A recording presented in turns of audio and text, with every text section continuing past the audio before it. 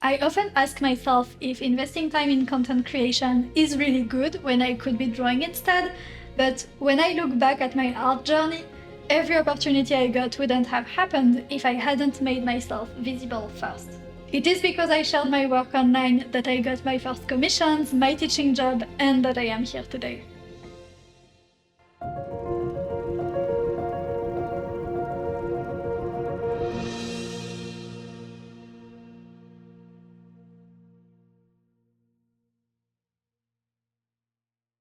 Welcome back, my name is Julie. I am here as the New Masters Academy Student Ambassador of Craft to talk about the value of building an online presence as an aspiring artist and how to do it with balance and integrity.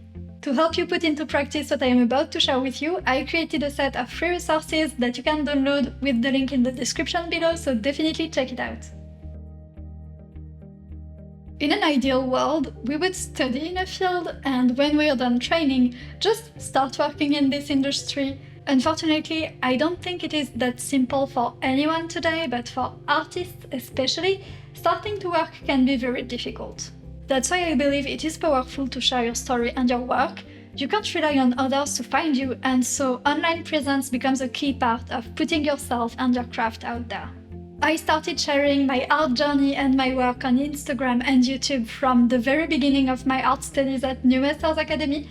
And of course, you don't have to do it this way, not everyone has to be a content creator. But for me, the reason why I started so early is that I knew I wasn't going to get an art degree, I don't have an artistic network around me, and because my previous business had been online as well, building an audience, making my work visible to as many people as possible was the way I saw to get potential opportunities, find clients, and all of this. The thing is that whether you want to do commissions, sell your art directly, get employed, or however you want to make money from these hard-earned skills, clients won't automatically find you when you are available. I believe there is a saying that you don't wait to be thirsty to dig a well, and that's the same idea here. Building an audience, building a healthy online presence takes years, and you don't want to wait until you need it to get started.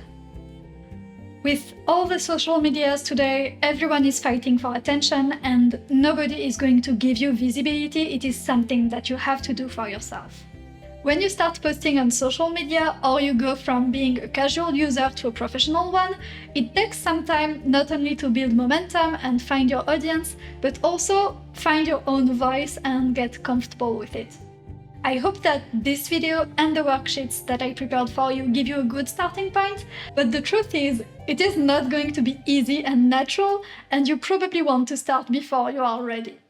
Because first, you will never feel ready. If you keep a student mindset with your work, if you keep wanting to improve it, which is of course an excellent thing, it will never be as good as you would like it to be. And it is the same with posting online. It is an uncomfortable thing to do. People talk about being natural online, being natural on camera.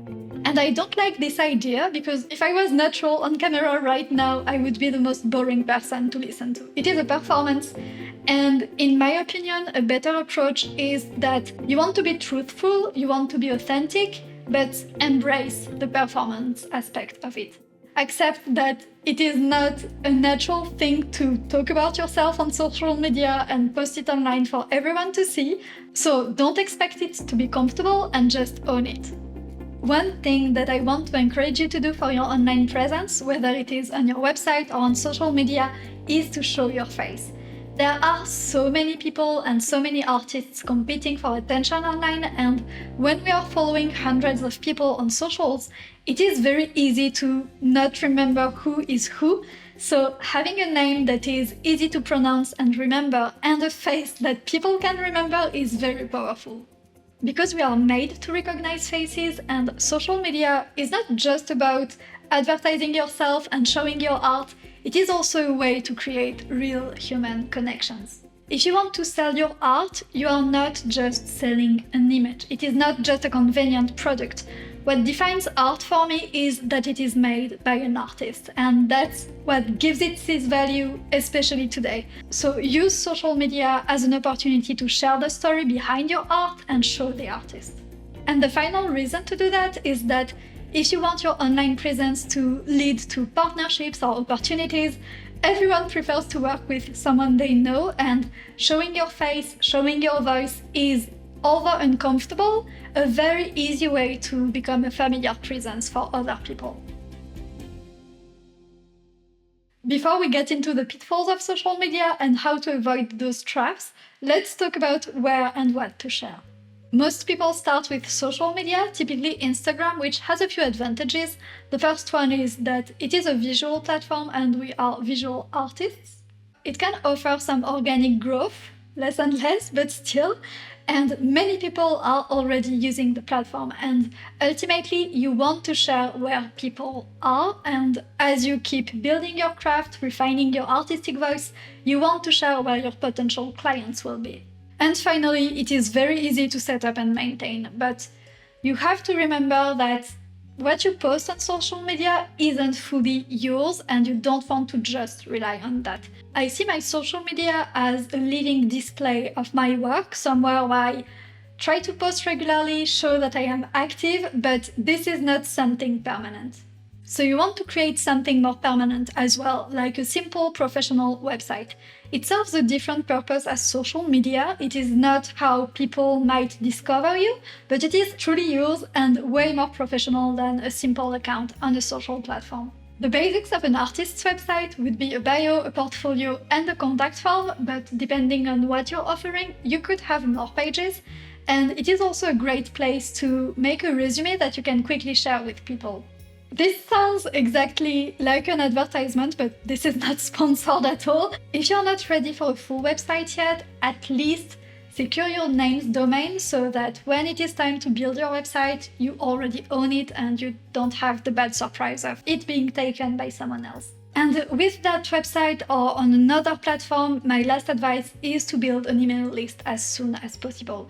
Just like everything else, it might feel awkward at first, but the way I see it, you're just building connections with people who are interested in you, interested in your work, and want to stay in touch. And for me, I do not trust social media at all. Social platforms can come and go, but your email list is going to remain. So have a simple form set up somewhere on your website or on a landing page, and don't be afraid to invite people to join. It can be online, but it can also be in real life, just like you would give a business card.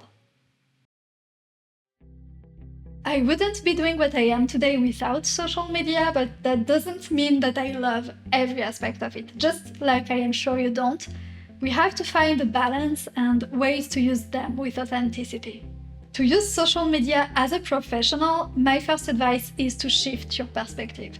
We all know that social media can have negative effects on our self-esteem and attention span, but when you're using it professionally, it is not about you as a person.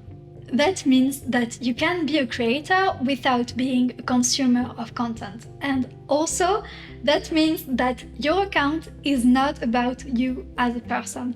Remember that you are sharing your work for others, and don't take the metrics to heart because it doesn't have anything to do with you as a person. There is a trap to all social media, that is that whatever platform you're posting on, they want you to create content for them, for users to stay on their platform. And because of this, the back end of every social media today is set up to encourage you to make more of the content that works. So it is critical that you have a very clear idea of why you are posting, what you want to achieve, how much time and effort you are willing to put on social media, and always prioritize your goals over the platform. To protect your mental health, your time, and your art practice, it is important to set very clear boundaries, and one way that I like to do that for me is to clearly separate content consumption and content creation. Content creation is work, and content consumption is mostly a waste of time.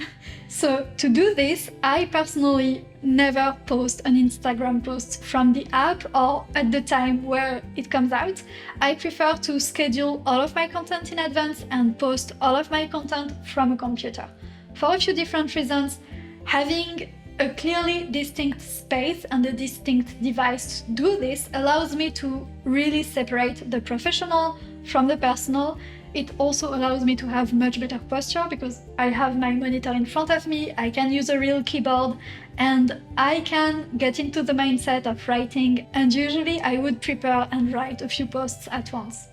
Just like you organize your study routines to stay focused, planning and batching content creation makes it more manageable and prevents it from taking over your week. I don't want to make this video platform specific because trends come and go, but whatever platform you choose to post on, make sure to study it to understand who is in there, what are the codes, what is working on this platform. It is not about learning to be a content creator, which is a skill and a craft, but it is about making sure as an artist making content that the time you invest on social media really matters. One thing that I find very helpful to find your voice on social media is to apply the concept of a master study to your social media accounts. So if you decide to post on a platform where you're already active as a consumer, take a look at the accounts that you enjoy following and ask yourself a few questions. What is it about them that makes you enjoy their content, that makes you want to stay subscribed? Take notes about their voice, the way they post, the type of content that they make, how often they post, and what kind of audience they have. Do that for a few different accounts and ask yourself if you would like to attract a similar audience, if it is the kind of schedule and content that you can also see yourself posting, and ultimately if you can use some of their strategies for your own account as well. Just like art, sharing online is a skill, nobody is born a master at it, and it is something that will improve with practice. The same way sharing online led me to opportunities, you can also tap into the community around you, whether it is here at NMA or elsewhere. Support and visibility often go hand in hand. I've been sharing my different journeys through YouTube videos since 2019, and I wouldn't be where I am today without this. I am very grateful for all the opportunities being online has opened for me and confident that you can build something for yourself too. Thank you so much for watching this video. Don't forget to download and use the free resources that I have prepared for you, and I wish you all the best. Bye!